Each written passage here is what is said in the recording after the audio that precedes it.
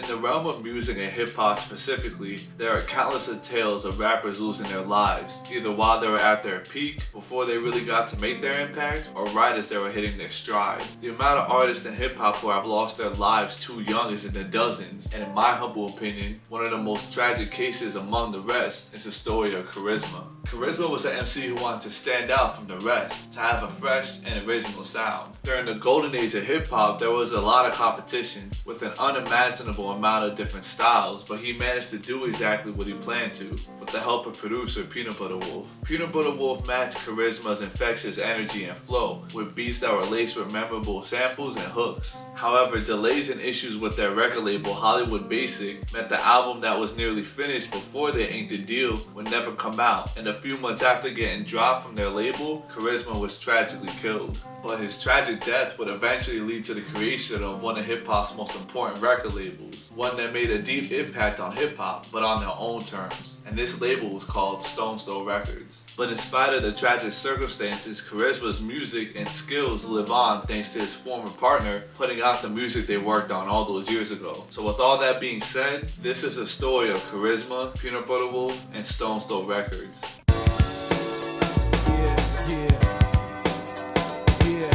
Peanut Butter Wolf, born Christopher Manick, was born on October 8, 1969, and there isn't too much info about his family out there, but shortly after he was born, his dad went to serve in the Vietnam War, and when Wolf was about 2 years old, his father came back in the picture. After this, the family spent some time moving around a lot, trying to find the best fit for them. They were moved to Boston, both Dakotas, and 3 different cities in Texas, but eventually they will settle in San Jose, California. In the documentary on Stone Throw Records, his mother would note that from an early age, Wolf was just drawn to music. That was his thing. He would even sneak and use his lunch money to buy records at their local record store. His first love was the contemporary music of the day, old funk, soul, and R&B music. He would even make DJ mixes with his friend Steve, with Wolf calling himself DJ Cord and his friend going by DJ Steve. These mixes were packed with some of the best old school records from the time. He would note in this documentary that these old songs and albums he found love with were in many ways the root of hip-hop, as hip-hop samples from old funk, soul, and jazz records. Charizma, born Charles Edward Hicks Jr., was born on July 6, 1973 in San Jose, California. Charizma had 3 sisters, and his father was a keyboardist. Charizma had an early interest in music also, learning piano at a young age, but his mother Joanne would tell Impulse magazine that at first she thought Charizma had a lot of potential in sports, as her son was a very skilled basketball player, but he had a deeper interest in music.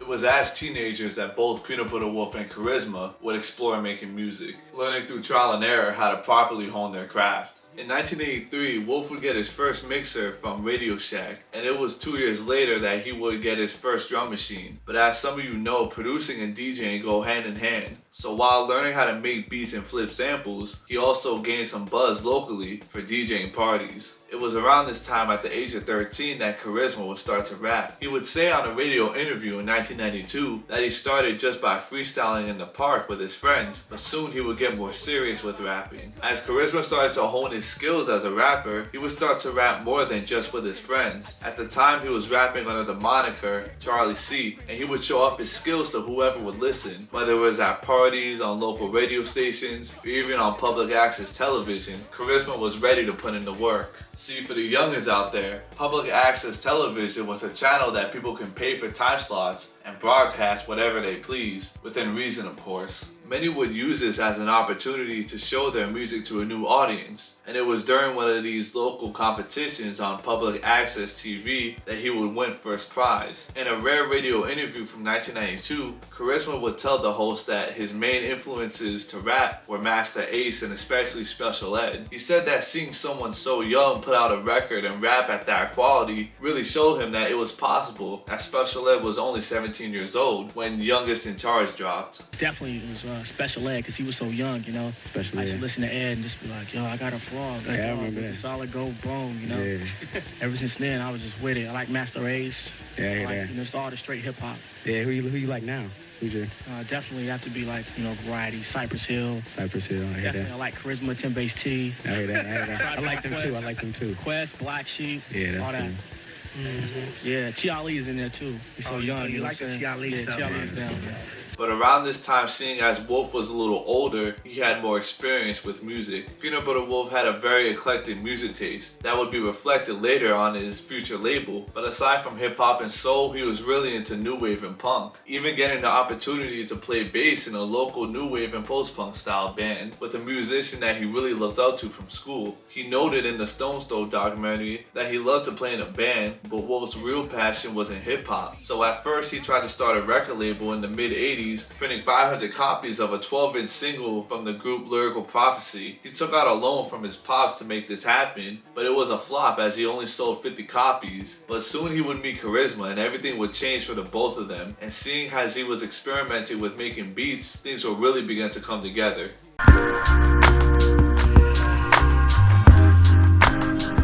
Now, it is unclear to me exactly how Peanut Butter Wolf and Charizma first met, but from my research, Wolf and his main group of friends were open-minded and essentially social butterflies. They would befriend most of the different cliques in high school, being friends with the jocks, more nerdy types, punk kids, metalhead burnouts, and even the hip-hop heads. It could have been these circumstances that led to them meeting in 1988, when Wolf was 19 years old and Charizma was 16 years old. At this early stage, Charizma was going by Charlie C, and Wolf was going by the moniker Chris Cut. Peanut Butter Wolf took notice of Charizma's unique style and potential as a rapper, so they began to work together. They both had a deep love of hip-hop, wanted to make an impact and be on shows like Yo MTV Raps, like their favorite artists in the genre. But at first, they mostly just bonded over their love of music and hip-hop, not really building a relationship any further than that at the time. Seeing as they were both shy kids, they didn't really know if they would pass the vibe check with each other. Many of us can relate to this, because sometimes people don't have the same sense of humor, and honestly really don't gel together. So Peanut Butter Wolf will tell in Post magazine, quote, "He definitely had skills, but he wasn't someone I saw myself hanging out with on my own time. Then as I got to know him, I realized he was just as out there and weird as I was. From there, we became best friends, basically." And that's exactly what happened, because aside from honing their respective crafts and learning by doing, they would just have a lot of fun and build their friendship together. Wolf would tell in Post magazine that they were just doing things you did when you were young and invincible. They only lived about a mile and a half away from each other, so once they started to click as friends, they would hang out a lot more. Charizma would bring out a more creative and funny side out of Peanut Butter Wolf, seeing as Charizma wasn't afraid of being authentically himself and marching to the beat of his own drum. Charizma would do stuff like wear Polaroid pictures as a necklace and cut off the tops of his hat so that his fade would show, sort of like a visor. Charizma loved going over Wolf's house, as his mom would make sure that Charizma had all the snacks he liked. But they were both just as quirky and weird, as a lot of the time, Charizma had a crazy idea and Peanut Butter Wolf would just go along with it, like dressing up in wigs and different attire, or playing pranks on kids during Halloween. Also wearing tie-dye shirts, which might not sound as out there, but in the early 90s it was not as casual as it is now, because wearing tie-dye shirts was solely associated with hippies from the 60s. But generally, they were just having fun together and bonding over their shared uniqueness. They would even create their own slang, which was a lot more common back then, as rappers like E40 and Mac Dre were infamous for doing this. Charizma would even tell the radio host in their interview in 1992 what some of the slang terms meant, with sweets meaning baddies and swappers being their word for whack rappers, telling the interviewer, quote, Nah, I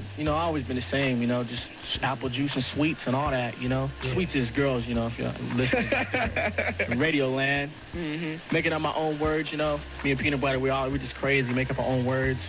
Like sweets, that's girls. Swampers, just like, like whack, all that. It's our own little vocabulary. Yeah, that's cool. That's interesting right there. The two would become so close, in fact, that Charizma would help Wolf's parents paint their house, and Wolf's sister would even consider Charizma like a younger brother to her. Friends and family often compare Charizma to a young Will Smith, and it makes sense as they both had fades and looked pretty similar, but it was more about the infectious energy and charismatic personality that he had that was reminiscent of a young Will Smith. In fact, it was his father who called him Charizma, and eventually he would change his name from Charlie C to that instead. Also, eventually, Chris got the name Peanut Butter Wolf from an old girlfriend's little brother, and the name just stuck. Everyone around them could see how close they were getting, with Charizma's girlfriend Marie Morales telling Stone in an article, quote, "Charles and Chris definitely had a bond that went far beyond their working relationship, which I think only helped to make their work product that much better. Creatively, they both had an off-the-wall imagination and a sense of humor, and they kind of fed off each other. I remember thinking, are these guys for real? And she was right. This definitely reflected in their music, but we'll get into that a little later. While having all this young fun together, they were both serious about being an MC and a producer, and their chemistry as friends began to translate to the music they created, and soon they would start to see their hard work pay off and get scooped up by a label. As the friendship between the two of them grew, so did their dedication to making music. Charizma's mother would speak of her son's seriousness when it came to rapping, saying that it really started to blossom after he met Peanut Butter Wolf, and soon things would really start to form for them beyond the local level. They were both hungry and really wanted to make music not just as a hobby, but as a career. And Charizma would also speak on this hunger, saying, quote, definitely paying a lot of dues. I've been around rapping any chance I could get. Grab a mic and show them my style, being different. He didn't care when or where. Charizma was down to show off his skills and build his reputation as a rapper. See, there was no internet at this time. You couldn't just upload a song onto a site and hope for the algorithm to bless your record. Instead, you had to be outside, either posted up, handing out demos outside of a show, rapping at parties, freestyling with other rappers, on radio, and even at local talent shows. That's how they made a name for themselves in San Jose, through their demos and live shows. They really wanted this and were willing to put in the work. One day, while Peanut Butter Wolf and Charizma were performing on San Jose State's KSJS 90.5 FM, Matt Brown of Strong Arm Management was listening and was very impressed with what he heard, and actually drove all the way down to where they were performing at to meet them. It was there that Matt Brown would offer to become their manager, and eventually they negotiated terms and agreed to be a part of Strong Arm Management. Soon after this partnership was formed, they would begin to formally shop for record deals. Now, with the backing of a management company, this meant that things were starting to come together for them. The duo already recorded a demo with a handful of songs on it, and people from the local area were impressed. Wolf is still not sure how he got it, but the demo eventually got in the hands of Money B from Digital Underground. He was also impressed with what he heard, and after this, Money B would take the duo under his wing, showing them the ropes and how to move in the industry. The duo would really thrive when it came to networking, making a lot of friends in the hip-hop world, and they even made an early appearance on Sway and King Tech's radio show, which at the time aired on Northern California's 106 KMEL station. The two would even start to open for touring acts that came to their area, like House of Pain, Cypress Hill, and Digital Underground. They were absolutely paying dues and slowly making a name for themselves in hip-hop, and it would begin to pay off for them.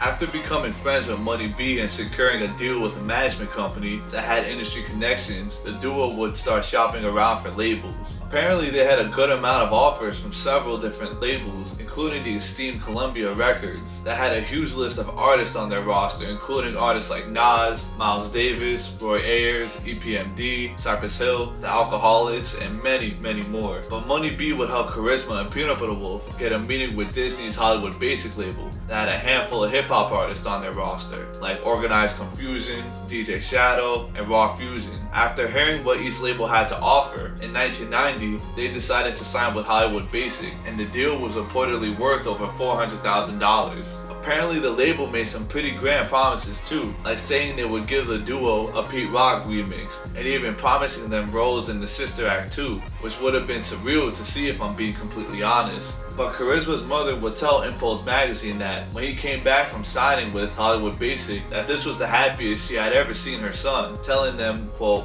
I think that's when he realized that he was gonna hit it big time, that he came back from signing and he and Chris were on top of the world. Charizma would even hang his contract up in his room, being very proud of this accomplishment, because at the time, being on a label was necessary if you really wanted to make it and have your music be heard by the masses. They were both extremely excited to finally be on a label and seemingly making the moves that they have always dreamed of. But unfortunately, this label had a lot of constraints. Every label is different, and some labels have a more hands-on approach when dealing with their artists. But it is in my humble opinion that the best work comes when an artist is left to create their vision without any limitations, and that's been proven with a lot of albums that we consider classics today. However, in the early 1990s, hip-hop was still in its infancy, especially with major labels, and hip-hop was popular, having some hits under its belt, but it wasn't exactly a proven success as a moneymaker, because at the end of the day, that's a label's MO. I personally may not think this way, but labels do, and especially back in those days. So despite the fact that Charizma Charizma and Peanut Butter Wolf were hungry and recorded non-stop. Even having an album basically completed before signing, the label was not yet comfortable with putting out the record or even taking on the fees for them to record in the studio.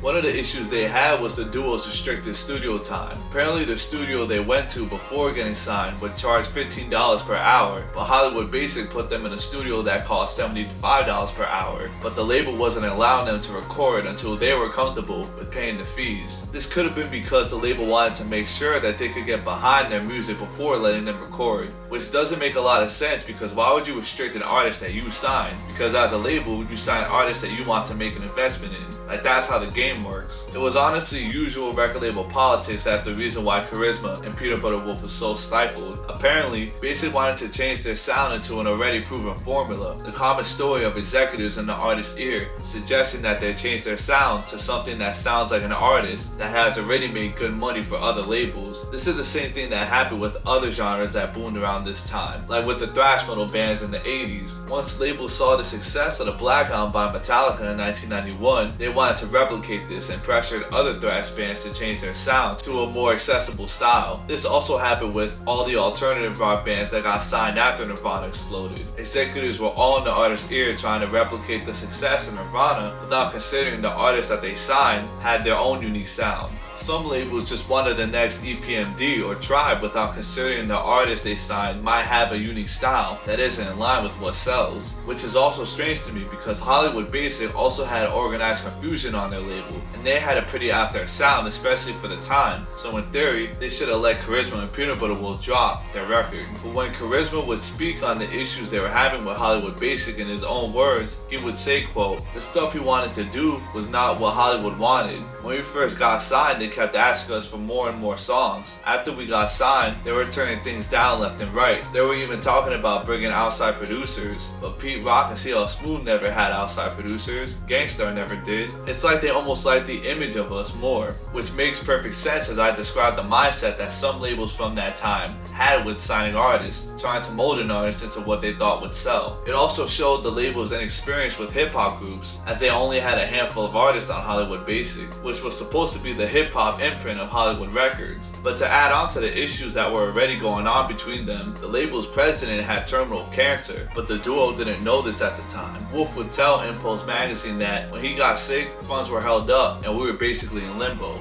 Lastly, the group didn't see much of their advance money, and that was money they felt that they were owed, which is reasonable because the advance money is essentially the budget for an album, so it was well in their right to see that money. And to feel some type of way about not seeing your advance money is honestly understandable. So all these issues compounded, and this would prevent Charizma and Peanut Butter Wolf's nearly finished album from 1990 from dropping. But as time passed and the duo were sitting on these songs, their feelings started to change about the songs they had recorded. Wolf would tell Impulse magazine that, quote, "All the songs we were excited about originally got old and we didn't want to put them on the album anymore. Also, they had a lot of songs written but not recorded due to the circumstances on their label. If you were to listen to the songs that appeared on the posthumous box set that came out in 2014 called Circa 1990 to 1993, a lot of the songs that weren't featured on the album Big Shots but were included in the box set are really good but definitely had the sound of the late 80s. With all the creative hip-hop music coming out in the early 90s, songs that they first recorded like Rock Hell Yeah began to sound dated and cut from a different cloth. You could actually see this difference sonically in the first two Tribe albums, with People's Instinctive Travels and The Lower Theory being only a year apart but sounding vastly different from each other.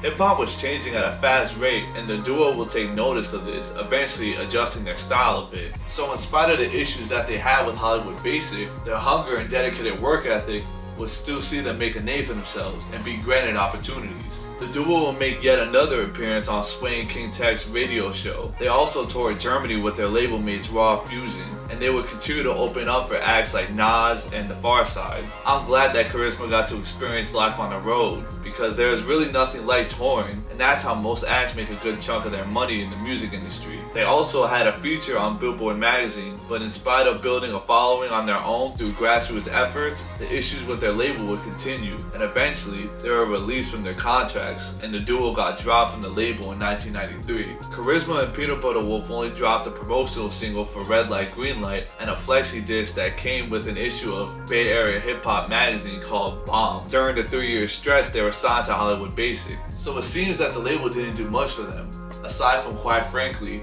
holding back the duo's creativity. It's a shame that they would only be freed from this constraint for a few months before Charizma would unfortunately be killed.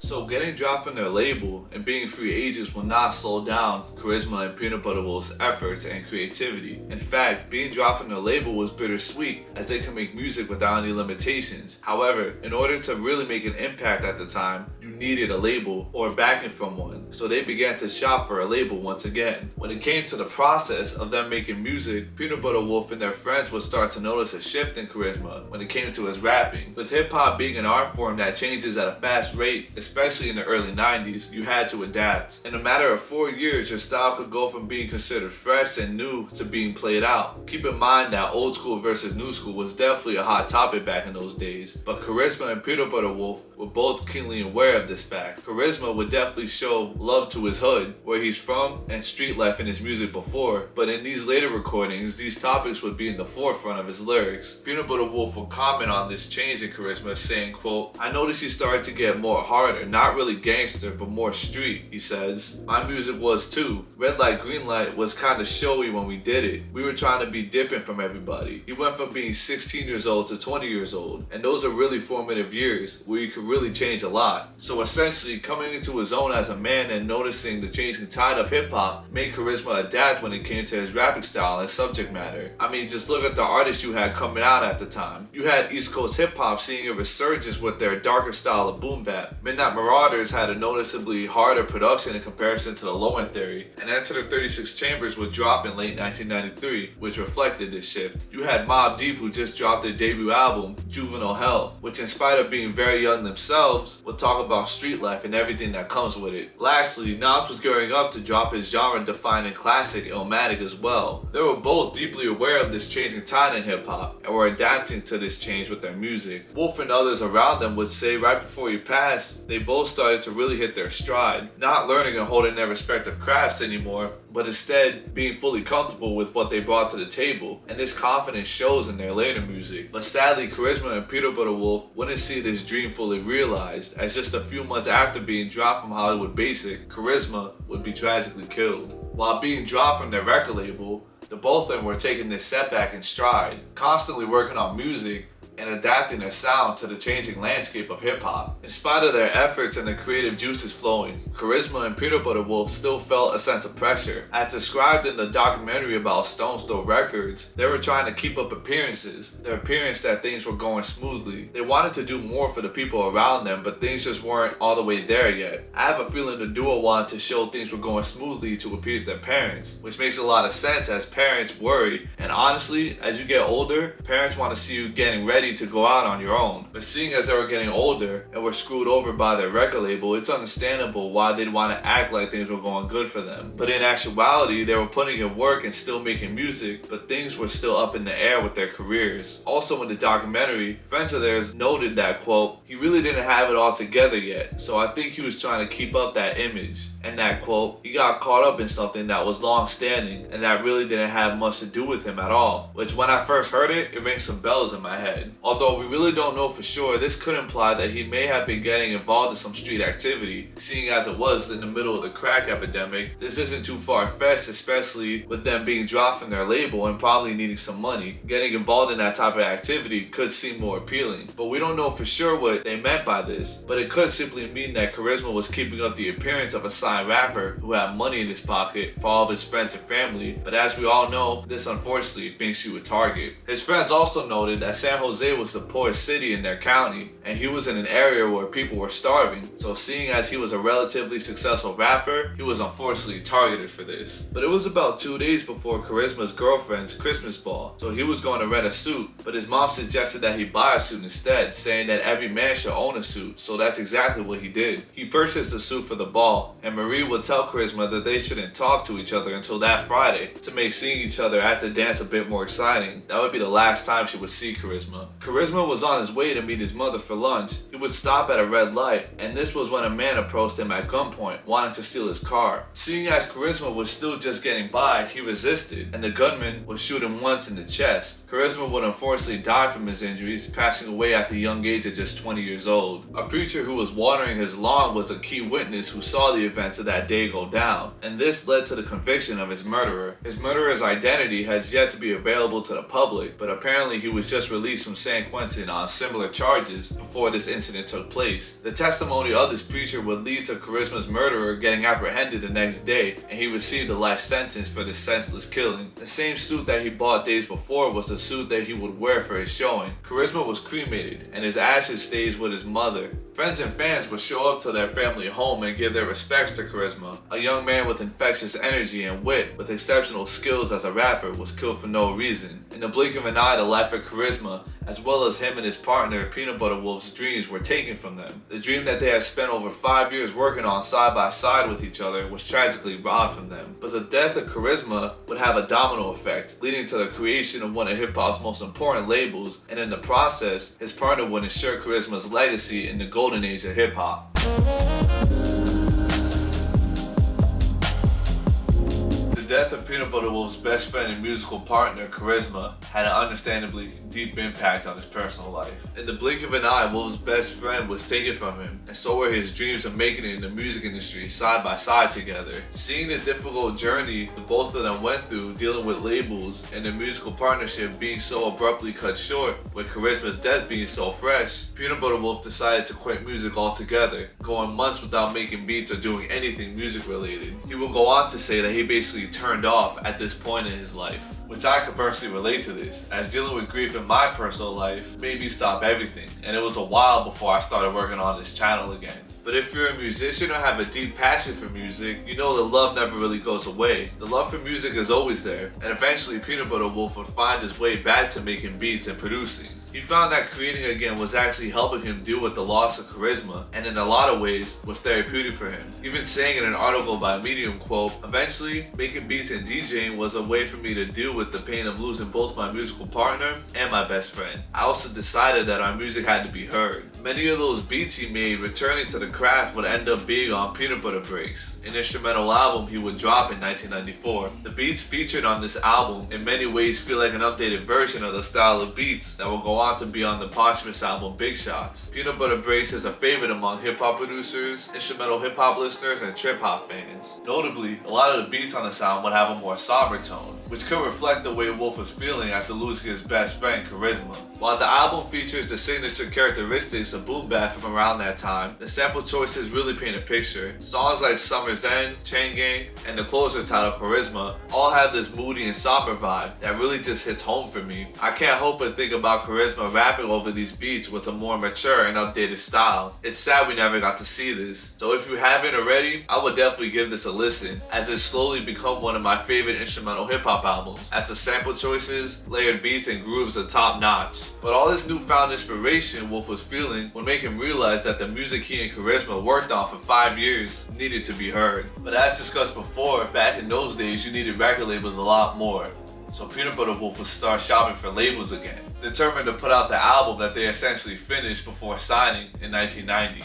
Some of the labels Wolf reached out to straight up just didn't respond, and the ones that did denied him. So it was in 1996 that Peanut Butter Wolf would start Stone Throw Records as a means to release this album. The first single released on the label was for the song My World Premiere by Charizma and Peanut Butter Wolf, which was a hard-hitting song with this booming drum loop where Charizma would spit braggadocious rhymes proclaiming his skills on the mic when compared to other rappers who were more flashy with their fits. Overall, just a banger of a song. This song would go on to be on the Big Shots album that would drop 7 years later, but at the time Stone Throw was still finding its footing, only dropping that single and a handful of beat tapes by Wolf himself. The label would really hit their stride when discovering the Lootpack. At the time, Wolf was working for a record distributor during the early days of Stone Throw, and one day he heard the Lootpack on college radio. Immediately he was impressed by what he heard and wanted to sign them. The Lootpack was made up of MC Wildchild, DJ Rome's, and MC and producer Madlib. Now the Lootpack had made a name for themselves in the Oxnard area of California and were a part of the Liquid crew that was made up of the Lootpack, the Alcoholics, Defari, and Exhibit, which honestly surprised me when I first found out a while back. But the Lootpack would appear on multiple Alcoholics albums, and eventually they would get offers from labels. When reflecting on the other deals that were on the table, Wild Child would say on the Stone Store documentary that, quote, "This was around the time that we were shopping deals where some labels weren't interested and we weren't willing to change to fit on other labels," which is essentially what Wolf and Charizma went through with dealing with labels too. Madlib would say in this documentary that he heard Wolf's album Peanut Butter Breaks, was aware of the work that Wolf did with Charizma, and was surprised that a white boy was making beats like that, which at the time wasn't nearly as common.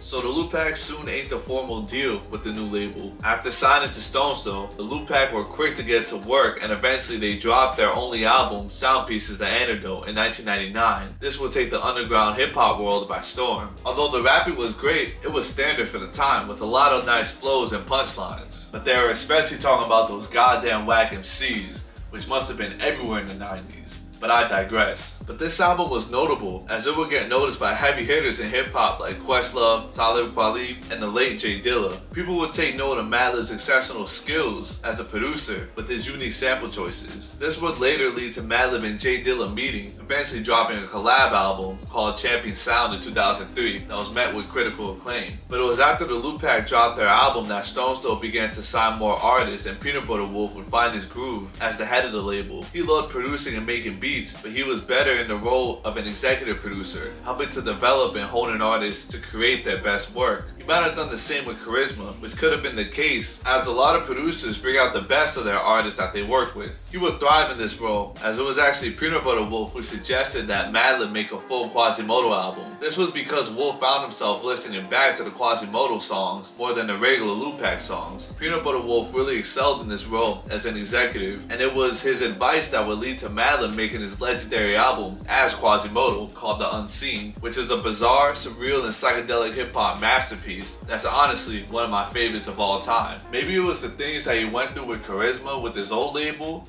but Stone Store would have a more hands-off approach when it came to their artists, letting them cultivate and create their vision without any limitations. This formula would prove successful as Stone Store Records was finding its stride and coming to its own, signing several hip-hop artists that had more left-field sensibilities, but still making an impact on hip-hop culture. There were other labels doing similar things like Rawkus Records, but Stone Store were killing it too. But with Stone Store's catalog growing, Peanut Butter Wolf felt that the time was right to finally drop the album he did with Charizma back in the early 90s.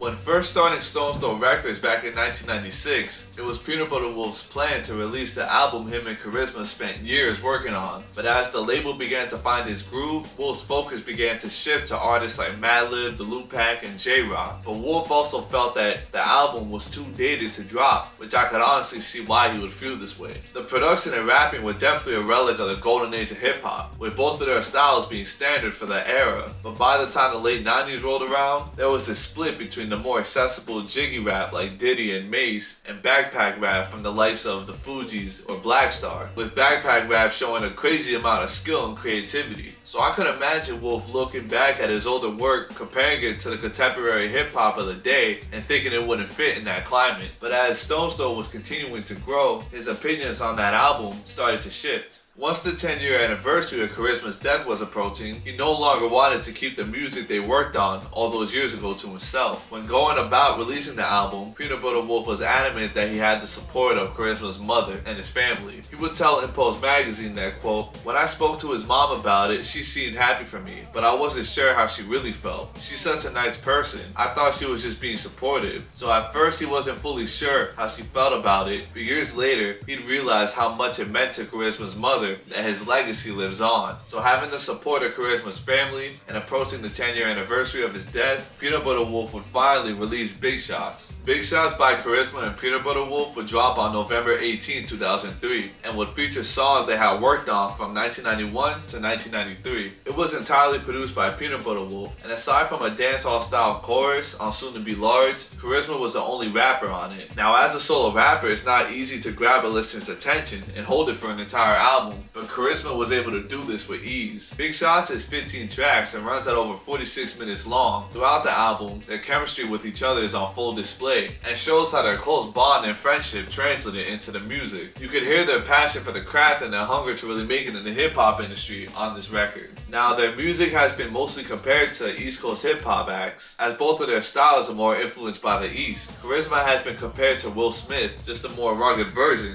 which I could easily see, as Will Smith wasn't the best MC, but had a big presence on the mic, while Charizma had skill and presence. His inflections on the mic have been compared to MC Shan in different publications and reviews. Shout out to Queens, man. But it was because of the way Charizma raps. Many say the way he pronounces certain words, he sounds like a New Yorker or a New York rapper. It's heavy in his cadence, like I could definitely hear that. So Charizma's radiant energy and skill on the mic are paired very well by Peanut Butter Wolf's beats and sample choices. Peanut Butter Wolf's beats are definitely a product of the golden age, but he made some high quality boom bap style beats. His production is exceptional, as his beats are laced with vibrant and shimmering samples throughout the album. You'll hear samples from the likes of clean guitar, electric piano, the vibraphone, and even a whistle sample that's just an earworm on Red Light Green Light, which gives the album a lot of variety. Big Shots is just top-notch hip-hop from the early 90s, and it's a damn shame that their label stifled their growth. But as far as the rapping, Charizma's hunger and skill shine through. There's some songs where he's telling you a story, like on Jack the Mac, which is about a player and a D-boy who's popular with the ladies but doesn't rap his dingling up, which results in him catching AIDS. Now, Jack the Mac reminds me of early 90s rappers like Nice and Smooth, and this is one of those songs that I think had massive mainstream appeal, with the beat, the subject matter, and this little high-pitched soul sample Wolf uses as an interlude. All these elements combined, in my opinion, gave Jack the Mac some great crossover appeal. Jack the Mac is one of my favorites on the album, and one that shows Hollywood Basics' lack of vision, if I'm being completely honest here. But there's a few songs that deal with love, like Talk About a Girl, Devotion, and Tell You Something. Most of the other songs on Big Shots are Charizma proudly showing off his skills on the mic with tight rhyme schemes, witty punchlines, and a lot of creative refrains that he uses to break up his bars. Charizma and Peanut Butter Wolf show off their personalities through their craft, like Peanut Butter Wolf with his sample choices in songs like Here's a Smirk, the vocal sample Layered and Gather Round, the shimmering sample in Ice Cream Truck, and the different samples he layers in Fair Weather Friend. Wolf's choice to layer doo-wop harmonies, vibraphone hits, and mellow trumpets just really make that beat one of the best on the record. This album really reminds me of KMD, especially from the Mr. Hood album. Charizma on Big Shots showed that he could just rap for days with his unique personality and wit shining through, and also he was steadily sharpening his skills as a rapper. Apple Juice Break is a small interlude that shows Charizma's love for apple juice and has been stuck in my head for weeks, as that's another earworm. Red Light Green Light is a concept that several artists have used throughout the years, but this song was a showcase of how the duo wanted to separate themselves from the pack. The song also has a homemade style video showing them playing the song live, but then freezing when Charizma says red light and starting to perform again when he says green light. This song might be one that captures the youthful fun of their friendship the most, and it's definitely one of the highlights. When reflecting back on Big Shots, it perfectly encapsulates a moment in time, a moment of the blossoming friendship between two kids from San Jose that captures their 5 years of work and friendship. When listening to this album back, all I could think about is the youthful vibe of this album. There's a feeling you get when you listen to Big Shots that's just hard to explain, but it captures the fun, excitement, and creativity one experiences in their youth. One of the last songs they recorded together before Charizma's death is called Methods, and this song shows Charizma's growth and evolution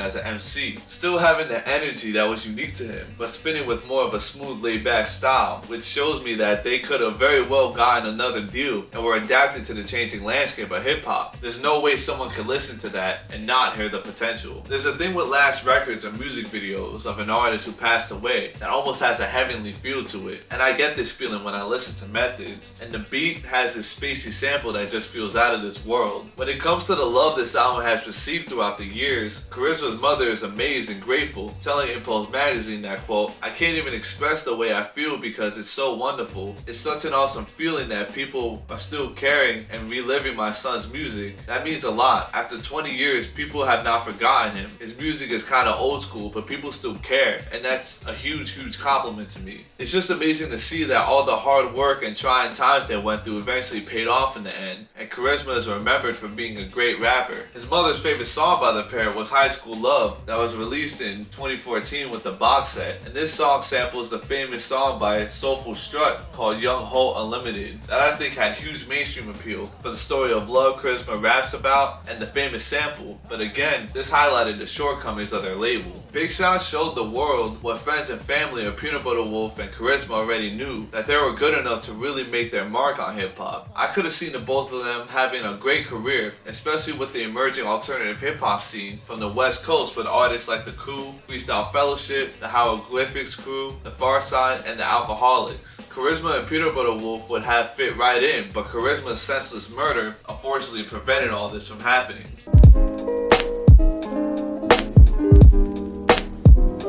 Charizma and Peanut Butter Wolf were two kids who bonded over their love of hip-hop and their own unique weirdness. This bond that they created had translated into the music that they created, but due to the label that they signed to, their growth on a national scale was stifled. In spite of this, the duo would still thrive creatively and create friendships in the hip-hop world. They were dropped from their label, and only a few months after this, Charizma was killed in an attempted carjacking at only 20 years old. Peanut Butter Wolf would keep working on beats as it helped him deal with this loss, and eventually, he would start Stone Throw Records that would become a staple in hip-hop. They would discover Madlib and really hit their stride. Eventually, Peanut Butter Wolf would drop the album that he and Charizma worked on all those years ago, called Big Shots, that captured youthful fun, coming into your own, and that precious moment in their lives. Big Shots was cement their legacy and show how a lot of the times labels really don't know what's best for the artist, as it dropped 10 years after Charizma's death. In the years following the release of Big Shots, Stone Throw would have continued success, dropping landmark albums like Madvillian by MF Doom and Madlib and Donuts by J Dilla that dropped days before his untimely death. Stone Throw Records would expand their roster, seeing further success with artists like Aloe Black, who hit it big in the mainstream, Knowledge, Dane Funk, Mind Design, James Pans, No Worries, John Wayne, and DJ Harrison, among many others. But all the success Stone Throw Records would see may not have happened if Charizma didn't pass away in such a senseless way. But in the midst of Stone Throw's success, Peanut Butter Wolf cemented the legacy that he and his best friend, Charizma, worked so hard for. Ain't no time for faking, Jack. Ain't no time for faking. So yeah, with all that being said, I appreciate you guys making it this far. If you have, don't forget to like, comment, subscribe, all that type of stuff, so that I can continue to put out quality videos at a fast rate. So with all that being said, I'll see you in the next one. Thanks.